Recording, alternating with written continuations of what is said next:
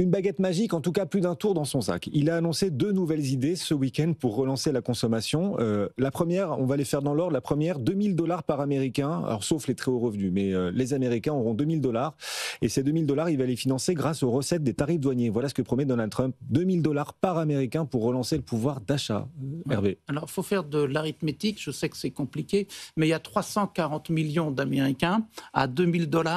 Ça fait 680 milliards. Alors, il a dit les riches ne seraient pas concernés. Alors, on ne sait pas où est la frontière. C'est pour ça qu'il faut refaire de l'arithmétique. Les droits de douane, ça va rapporter. Alors, les plus optimistes disent 300 milliards, les moins optimistes disent 200. Allez, disons 250.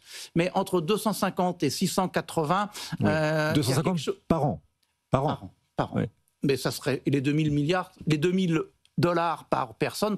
Ce serait par an, j'imagine aussi, je n'en sais rien. Mais en fait, on n'a pas d'idée du tout. L'arithmétique ne marche pas. Est-ce que les 2 000 $, finalement, c'est une autre façon de parler de baisse d'impôts? Il avait parlé des baisses d'impôts, mais c'était plutôt pour les gens riches. Mais cette fois-ci, comme il y a eu ces élections qui se sont mal passées pour les Républicains, peut-être qu'il est en train de virer Kazakh. Il ne faut pas oublier que...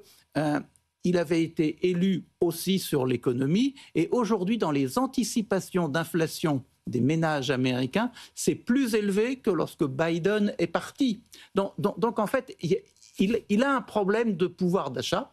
Céline le disait et c'est vrai. Et c'est pour ça que les 2 000 $, c'est une façon de répondre. Après, l'arithmétique du budget derrière, on n'en a aucune. Et par ailleurs, cet argent, les 2 000 $ par Américain, viendrait des recettes des tarifs des droits de douane, sauf que les droits de douane seront peut-être remis en cause dans quelques semaines par la Cour suprême. Oui, donc, mais on prendra une autre loi pour les justifier. Pour les faire passer. Et donc, à mon avis, le feuilleton de savoir s'il a le droit de prélever les droits de douane, il n'est pas prêt de se terminer. Bon, alors il y a une autre